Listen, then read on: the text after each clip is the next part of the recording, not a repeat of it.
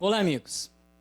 Estamos aqui de novo para dar continuidade a uma série de vídeos intitulados Duas Décadas de Medicina e Literatura, ampliando os horizontes do conhecimento humano, na qual eu vou falar um pouco, nesse tempo de quase duas décadas, quase 20 anos, no qual eu resolvi trilhar nesse caminho paralelo à prática médica, o caminho da literatura, escrever livros e conciliar esses temas. Quem assistiu o vídeo anterior vai lembrar que eu trouxe um retrospecto desse tempo em que a medicina foi se moldando e evoluindo conforme o tempo foi passando. Das modificações que vinham acontecendo, dos avanços, da modernidade, da criação de novas tecnologias, dos diagnósticos cada vez mais precisos e a importância da prevenção para o planejamento de um futuro, que é o nosso, que é de cada um, que é um futuro com saúde, com independência, um futuro que a gente almeja, ter mais qualidade de vida, enfim. Experimentar um pouco mais essa hóspede tão deliciosa na nossa casa, que é a felicidade. Então essa é a busca. E sem dúvida alguma, com uma saúde mais adequada, a gente tem uma qualidade de vida melhor. Nesse primeiro vídeo, eu comentei que ao longo dessas 2 décadas que eu comecei a escrever esse livro, a capa do Planejando o Futuro foi se modificando, Mas imagine vocês, no início da década, dos anos 2000, isso era uma capa primordial, era uma perfeição de capa, foi muito bonito. O tempo foi passando, alguns anos veio uma segunda edição, que também já houve uma modificação, e foi evoluindo para uma terceira, depois teve uma 4ª edição, que eu não tenho a capa aqui, e enfim, chegamos a essa última, que eu atualizei em 2016. E o que aconteceu nesse período? Eu brinco, o livro foi engordando, até disse isso no primeiro vídeo. Ele foi se agregando mais informações e o espaço que eu dei nas primeiras edições para a dimensão física, ele foi sendo perdido para as outras dimensões. Então, ou seja, nós tivemos um espaço cada vez maior da dimensão social, da construção da saúde integral, um espaço cada vez maior para a dimensão dos sentimentos, das emoções, então essa dita dimensão psicossocial ou psíquica, e depois também aos poucos eu fui conseguindo agregar mais informações e fazendo capítulos maiores da parte da dimensão espiritual, da religiosidade, da espiritualidade. E hoje então, nesse segundo vídeo, continuando essa temática, eu vou trazer para vocês a questão da dimensão emocional, dimensão psíquica da promoção de saúde. Por quê? Porque ela que vem, com o passar dos anos, ocupando um espaço mais importante, mais robusto dentro desse todo que é construir uma saúde integral. Ano passado, no final de 2017 para o início de 2018, a Organização Mundial de Saúde publicou uma informação muito importante, robusta, reforça mais ainda essa dimensão. Ela colocou que mais de 50% das enfermidades humanas, imagine vocês, mais da metade das doenças da humanidade tem um fundo emocional, estão relacionadas a disfunções psicológicas das pessoas. Então, muito mais do que causas como traumas, doenças neoplásicas, ou doenças relacionadas aos tumores malignos, geralmente, doenças inflamatórias, infecciosas, autoimunes, muito mais que esta etiologia, está se vendo que a população mundial adoece mais de enfermidades de origem psicológica. Olha, 2017, essa informação que a Organização Mundial de Saúde liberou. Vamos recuar um pouco no tempo. Em 1937, foi criado nos Estados Unidos um ramo da medicina e da psicologia chamada medicina psicossomática. A partir dali, um grande avanço se deu na prática médica. Começou-se a ver que não eram só físicas as causas das doenças da humanidade. 1937, o mundo em guerra. Ali surge, por estudiosos norte-americanos essa ideia de que nem sempre as doenças têm uma origem por disfunções bioquímicas ou infecciosas, né? Como nós falamos. E sim, talvez, naquela época não se achava que era mais tão frequente quanto hoje, mas levantou-se essa hipótese. Será que nós adoecemos só porque nos contagiamos com um germe? Ou que tivemos um trauma? Ou que um vaso é ocluído no nosso cérebro? Não. As doenças orgânicas estão sofrendo cada vez mais o impacto de disfunções mentais.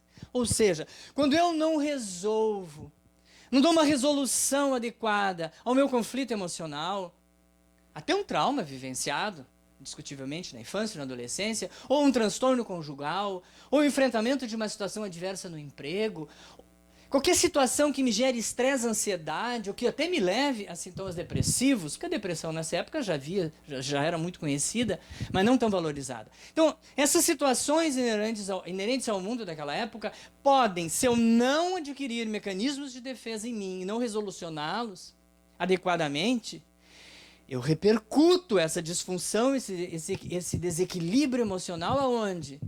Também na mente, também na emoção, mas principalmente no físico. Então, é como se nós imaginássemos assim, eu estou com uma dor epigástrica, estou com uma dor no estômago, eu como, eu me estufo, ou eu sinto um peso, parece que o alimento não vai adiante, ou eu tenho uma gastura, ou eu tenho uma cólica, ou eu tenho um buraco no estômago, ou eu tenho azia. Estou falando isso para vocês, são sintomas muito comuns da humanidade, extremamente frequentes. Num primeiro momento, o que imaginamos ou imaginaríamos há décadas atrás? Vai para o gastro, vamos fazer uma endoscopia. Essa pessoa tem uma gastrite, tem uma úlcera. Não se pensava outra possibilidade a não ser essa. Felizmente, nas décadas subsequentes e mais atualmente, uma pessoa que vem com estas queixas, pelo menos na minha parte que faço clínica médica, e sei que muitos profissionais pensam inicialmente como é que são as demandas emocionais deste paciente que vem à consulta comigo. Será que ele está bem?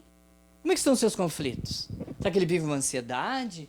Será que ele vive uma hostilidade social? Ele está satisfeito com o seu trabalho? Ele está vivendo bem em casa? Está bem economicamente ou está vivendo um conflito emocional? Então, se essa pessoa está muito estressada, vivenciando um transtorno de humor, uma depressão, por exemplo, e não está sendo bem adequadamente tratada, ou ele está vivendo e convivendo com estresse social, estresse de um trajeto que ele todos os dias vai até a região dos Sinos, saindo de Porto Alegre, porque ele pega uma estrada congestionada, com problemas, e ele se estressa e lá ele chega, ele vai trabalhar num ambiente que ele vai atender, por exemplo, um posto da Previdência, as pessoas que chegam pedindo para a sua aposentadoria acontecer. Então, assim, essa pessoa que vive um estresse do dia a dia, o estresse do trabalho, o que acontece com ela? Ela apresenta sintomatologia física gastrointestinal muito sugestiva de uma úlcera.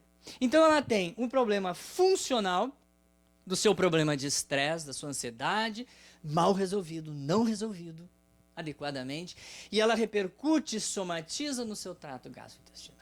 Então, as doenças emocionais hoje são o grande filé. Se nós não podemos, como profissionais médicos, ignorá-las como se eram ignoradas algum tempo atrás. Elas precisam vir antes do que propriamente imaginar que o problema seja físico.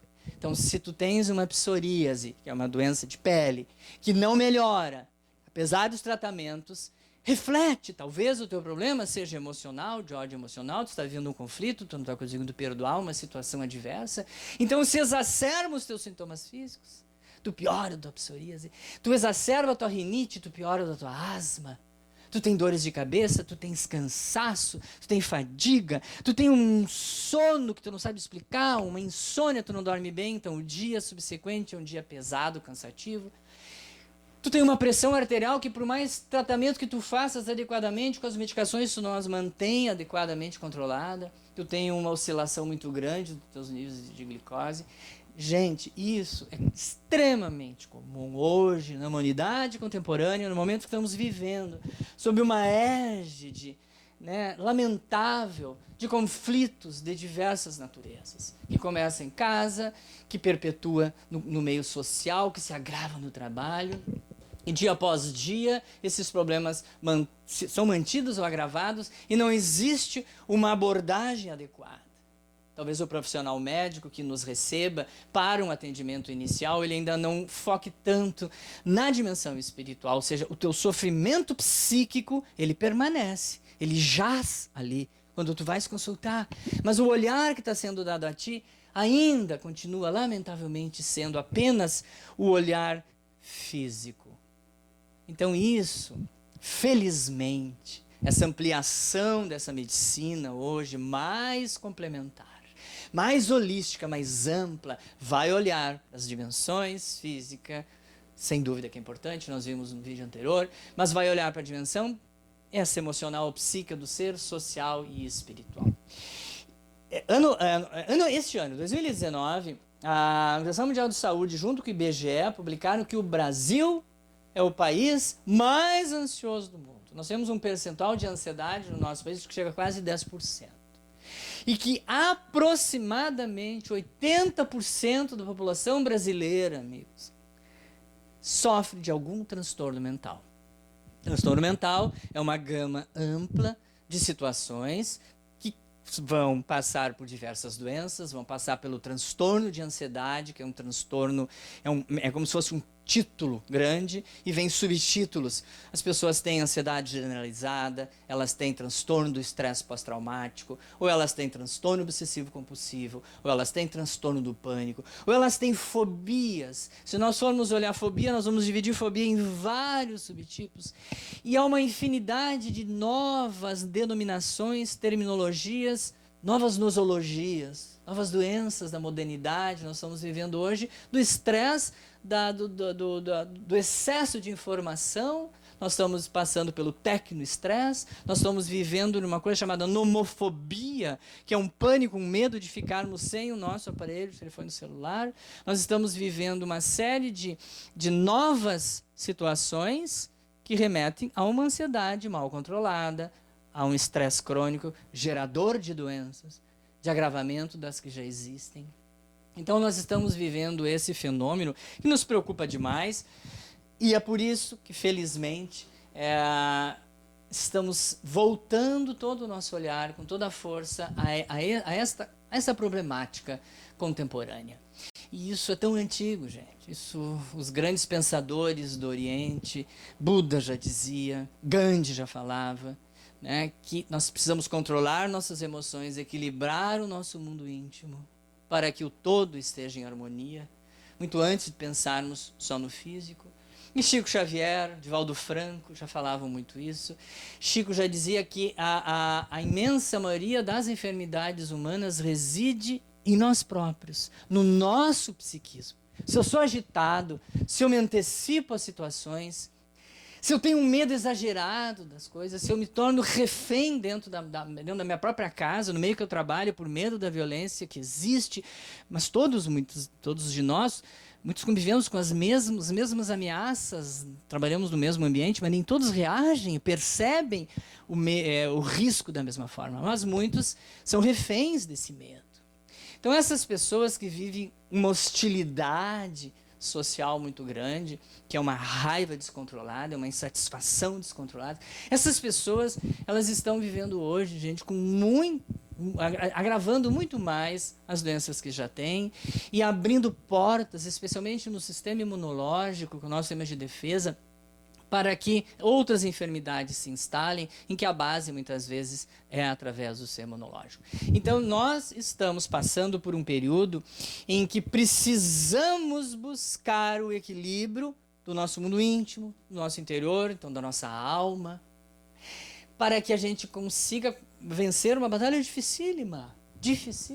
Se nós colocamos que 86%, de 80% a 86% dos brasileiros têm algum tipo de transtorno mental, eu levanto o dedo porque eu também tenho.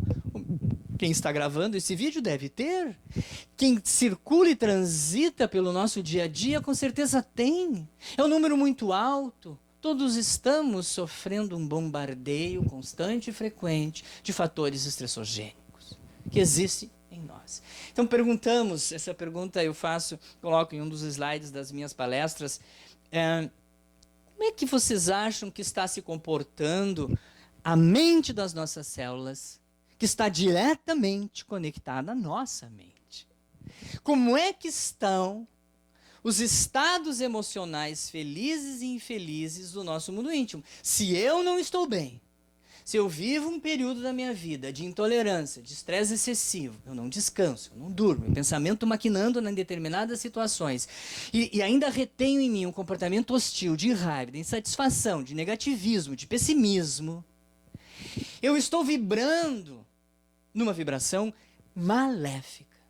O meu estado mental é esse, de comungar, de cultivar emoções negativas. O que vocês acham que acontece, caros amigos, com o estado mental das nossas células?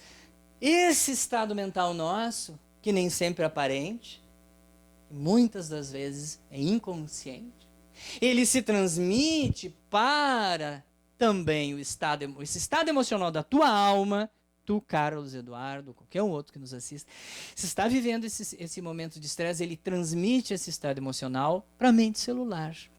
E estas células passam a funcionar, né, por mecanismos prejudiciais. E muitas das vezes, os tumores malignos começam através desse bombardeio frequente e constante.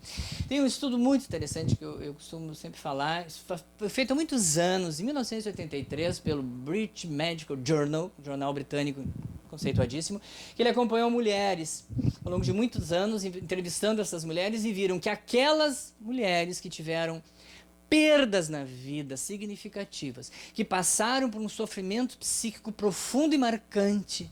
Não é uma bobagem de ficar triste porque o teu time perdeu um campeonato. É um trauma, é uma perda marcante na tua vida. Estas mulheres que se deprimiram, que passaram a ter um sofrimento psíquico intenso, elas tiveram um risco muito maior de ter câncer de mama. Em contrapartida, aquelas que vivenciaram em sua vida momentos de mais felicidade, tinham um pensamento mais otimista, viviam, né, um ambiente assim, comungavam emoções positivas com mais frequência. Essas mulheres tinham uma proteção. Então a emoção bem equilibrada, o sentimento alinhado nos protege. E como é que começa isso? Começa através do pensamento, né? O nosso pensamento, ele vai originar os nossos sentimentos, que vai conduzir nossa vida, que vai nos levar a mudanças melhores para nós próprios, ou a continuação do sofrimento. Ou vai nos proporcionar um estado de saúde ou um estado de doença. Então, os pensamentos, eles são produzidos numa frequência, um número muito grande, estima-se que em torno de 40, 45 mil pensamentos que nós temos ao fim de um dia. Imaginem vocês, quase 2.000 pensamentos por hora, muitos dos quais nem sequer sabemos que teor eles têm. E quase sempre os pensamentos estão relacionados ao nosso estado evolutivo, moral, sim, deste nosso espírito, sim. Mas no momento, eu posso estar passando por uma adversidade e não estar conseguindo ter bons pensamentos. E com uma frequência, com a continuidade desses pensamentos ruins, eu vou agredir a mim próprio. Então, no momento que nós trazemos essa interface, essa ideia de que nós também somos, nas palavras de Chico Xavier, os médicos de nós próprios, que reside em nós, no nosso íntimo, na nossa psique, no nosso temperamento, também ali o antídoto, o lenitivo, a gente tem que buscar em nós. Buscar em nós. Então abre-se um leque imenso de recursos e atitudes, forças-tarefas que precisamos lançar mão a nosso favor. Então, ao longo desses quase 20 anos, esse livro Planejando o Futuro, ele foi, como eu disse para vocês, ele foi dando um espaço maior para essas questões. E ali eu trago e atualizo nas minhas palestras, isso é do conhecimento de quase todos nós, basta que a gente acesse, o conhecimento está à nossa disposição, graças a Deus. A gente pode buscar ajuda profissional. Se sofremos de transtornos mentais, vamos buscar os profissionais, vamos buscar, de preferência, os médicos mais atenciosos, o psiquiatra, o psicólogo, o clínico geriatra, aquele profissional que hoje já esteja entendendo que a grande problemática da doença humana, ela é de origem mental. Então nós vamos buscar um caminho que eu trago em alguns dos livros que eu escrevi na sequência, e nesse Planejando o Futuro, foi cada vez se expandindo mais a ideia de buscar a prática das virtudes humanas. As virtudes que o Cristo nos ensinou a exercê-las. As virtudes que estão em nós, que são inatas Nascemos com ela. Como temos o Espiritismo como norte do entendimento da vida, todos, sem exceção, reencarnamos para a prática do bem, para o acerto, para a remissão, para as corrigendas. Claro que nem sempre conseguimos, mas nascemos com o íntimo de nós voltados para a prática do altruísmo. Então, se eu consigo ter uma prática altruística, imagine o que pode ser tão amplo. Se eu consigo interagir com um grupo social e fazer algo de bom para alguém, eu estou sendo solidário. Na medida em que eu pratico essas virtudes, empatia, solidariedade, exerço o perdão, o sentimento difícil e árduo, que quando praticado e exercido e tentado, ele liberta as pessoas. Quantas enfermidades, quantas doenças, quantos sofrimentos psíquicos se exaurem quando as pessoas conseguem, né, praticar o perdão verdadeiro. Então, as questões das práticas, enfim, comunitárias, o voluntariado, ajuda quem quer que te passe no teu dia, que permeia a tua existência, desde talvez o zelador do teu prédio, que em algum momento está precisando de algo, tu pode dar uma atenção a ele, desde as ajudas humanitárias amplas, restritas, até mesmo as ajudas filantrópicas, que tu retira um pouco do que tu tens do teu dinheiro e ajuda uma determinada instituição. Todas estas têm a mesma base, a mesma estrutura neuronal, que te faz te sentir bem, que te libera mais neurohormônios, principalmente dopamina, ocitocina, que ao liberar esses hormônios no cérebro, tu tem uma sensação de bem-estar, de plenitude, de vontade de ajudar, e tu passa essa mensagem de amor, de bem-estar para onde? Para ti próprio, para tuas próprias células, que quanto mais vezes experimentarem boas sensações, boas emoções, emoções positivas, melhor será para elas. Então a ciência, caros amigos, ela evoluiu muito, deixou apenas de falar de riscos cardiovasculares para as doenças do coração. Isso todo mundo sabe, que uma pessoa pode infartar porque tem colesterol alto, porque é diabética, sedentária, fumante, hipertensa. O tempo passou e nessas 2 décadas, eu digo para vocês que os fatores de risco psicossociais são hoje muito mais prevalentes.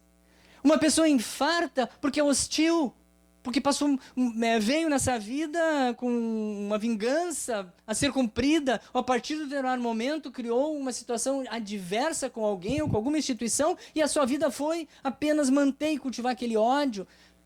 Estas pessoas podem infartar sendo atletas, não tendo diabetes, não sendo hipertensas, mas tendo um perfil da personalidade assim, hostil, retraída, pessimista, que não acreditam na melhora, na transformação das pessoas. Então esse perfil, esta raiva, essa hostilidade, esse negativismo, esse pessimismo, essa intolerância, essa falta de empatia, esse não perdão, geram enfermidades, geram doenças, levam a gente a comprometer o projeto reencarnatório tão maravilhoso, que levou muito tempo para ser concluído, permitido que reencarnássemos e aqui traçássemos um caminho de quê?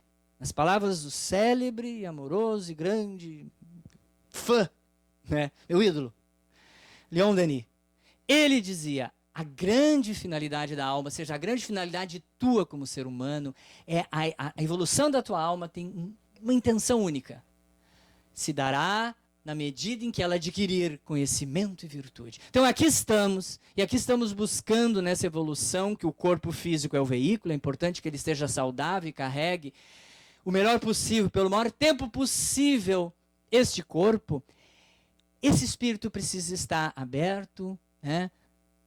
Com a mente clara, otimista, motivado para executar a grande transformação, que é a transformação moral. Adquirir, então, nesse caminhar evolutivo, nessa espiral evolutiva da alma, conhecimento e virtude. É isso, amigos. Eu agradeço a vocês essa oportunidade de conversarmos um pouco sobre esse planejamento do futuro, que se dá a todo instante, a todo momento, só cessa quando estivermos partindo dessa vida para a continuidade do plano espiritual. Então precisamos cuidar de todas as dimensões para que consigamos levar a cabo o grande planejamento que nos propusemos a fazer nesta vida, ainda na erraticidade. É isso. Muito obrigado.